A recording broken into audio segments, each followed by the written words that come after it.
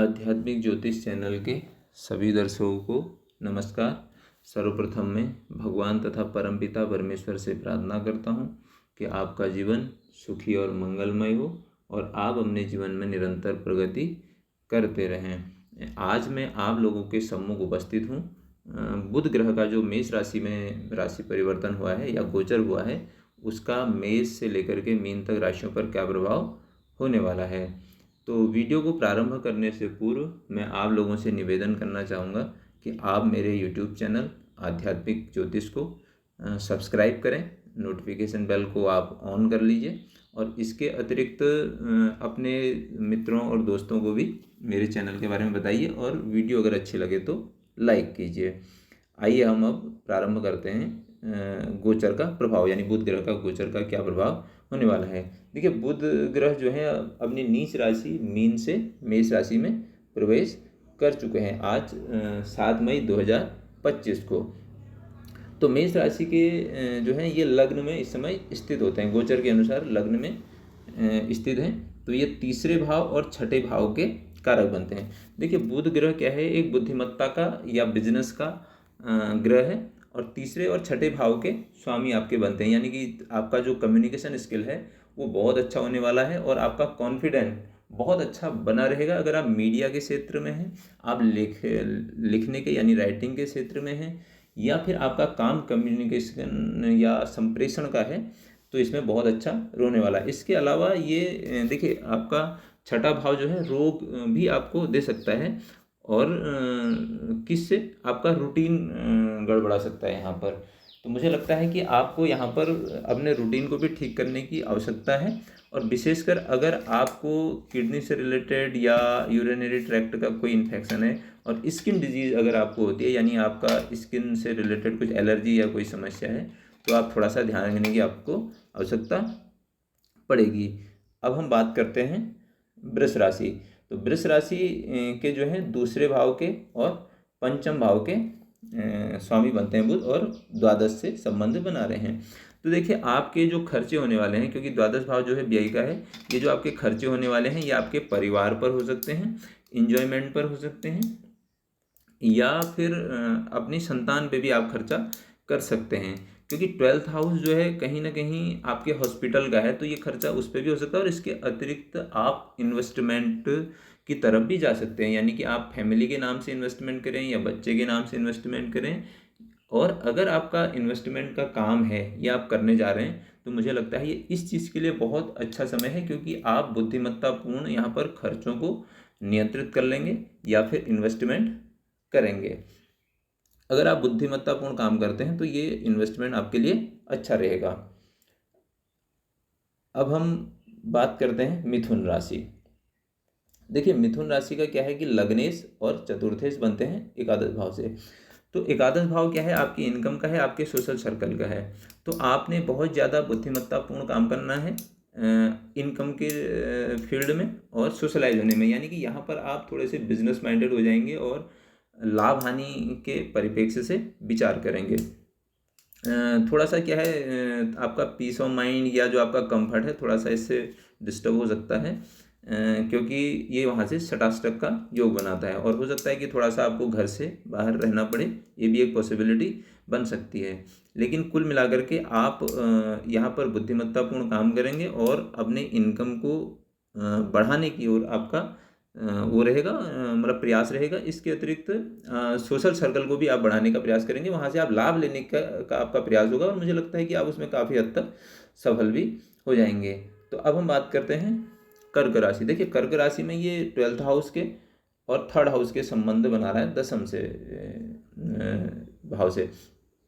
तो ये कुल मिलाकर के आपके थोड़ा सा करियर को लेकर के मुझे लगता है कि दिक्कत हो सकती है आपको, कि 12th हाउस जो है कहीं ना कहीं करियर में डिस्टर्बेंस देता है और 3rd हाउस कहीं ना कहीं मूवमेंट यानी इस ट्रांसफ़र इस तरीके की दिक्कत कर रहा है। लेकिन अगर आपका विदेश से संबंध है नौकरी का, या इन्वेस्टमेंट में आप कुछ ऐसा काम कर सकते हैं, या इम्पोर्ट एमएनसी में काम करते हैं और आपका उसमें मीडिया से रिलेटेड है, या फिर आपका टूर एंड ट्रेवल उसमें पहले से चल रहा है, तो मुझे लगता है कि दिक्कत आने वाली नहीं है।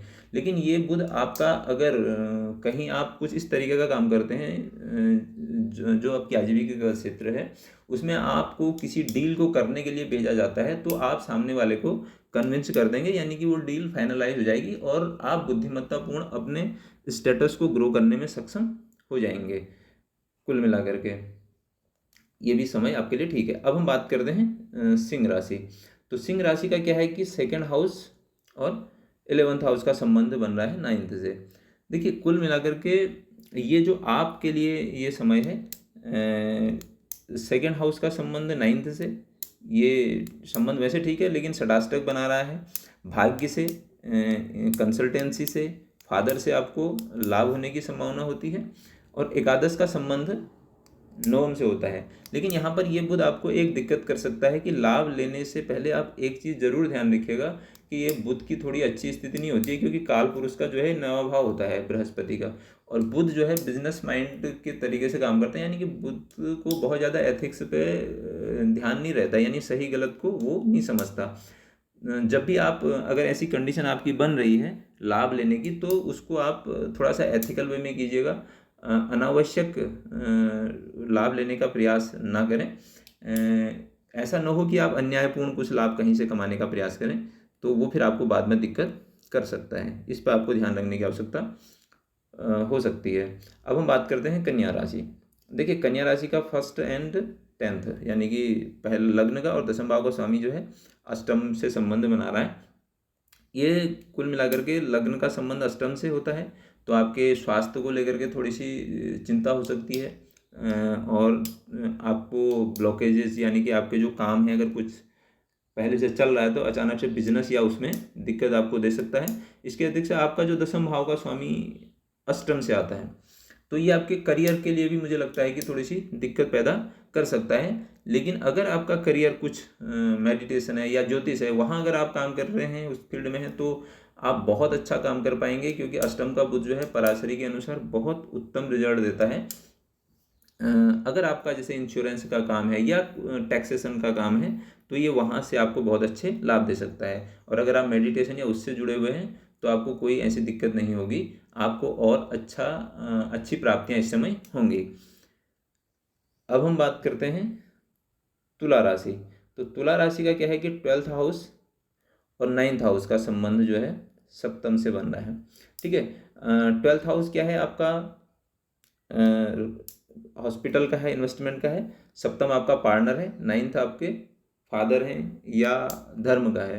तो मुझे लग रहा है कि इस समय हो सकता है कि आप का जो खर्चा हो वो अपने पार्टनर पर हो सकता है, उनकी हेल्थ को लेकर के हो सकता है, या फिर ऐसा भी हो सकता है कि आप कुछ इन्वेस्टमेंट का आपका प्लान हो और वो इन्वेस्टमेंट आप अपने पिता के नाम से या फिर सॉरी पिता के नहीं, अपने वाइफ के नाम से करें।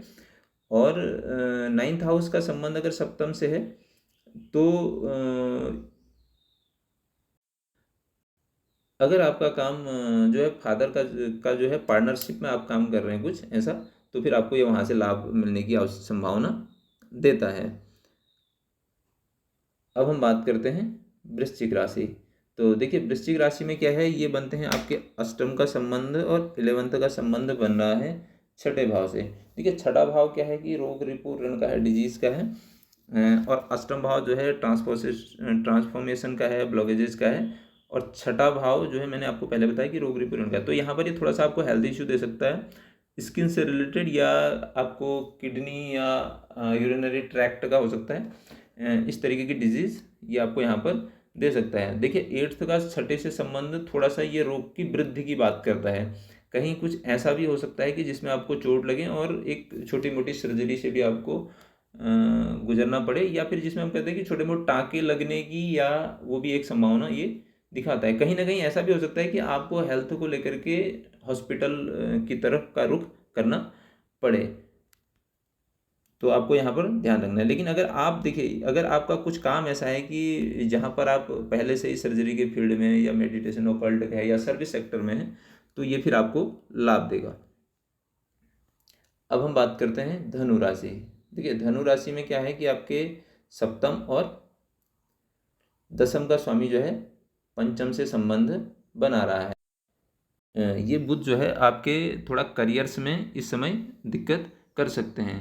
और इसके अलावा पंचम का बुध जो है कहीं ना कहीं आपको लर्निंग से जोड़ सकता है। हो सकता है आप बहुत अच्छा कोई नई चीज़ सीखना शुरू कर दें, ये भी एक पॉसिबिलिटी यहाँ पर बनती है, क्योंकि पांचवा भाव जो है एक बुद्धि का भी है और बुध जो है बुद्धि का कारक है। तो ये उस हिसाब से तो बैठना बहुत अच्छा है, लेकिन करियर में थोड़ा बहुत अप्स एंड डाउन्स आपको देखने को इस बीच मिल सकते हैं, लेकिन आप उसको कहीं ना कहीं बुद्धिमत्तापूर्ण तरीके से उससे निपट लेंगे।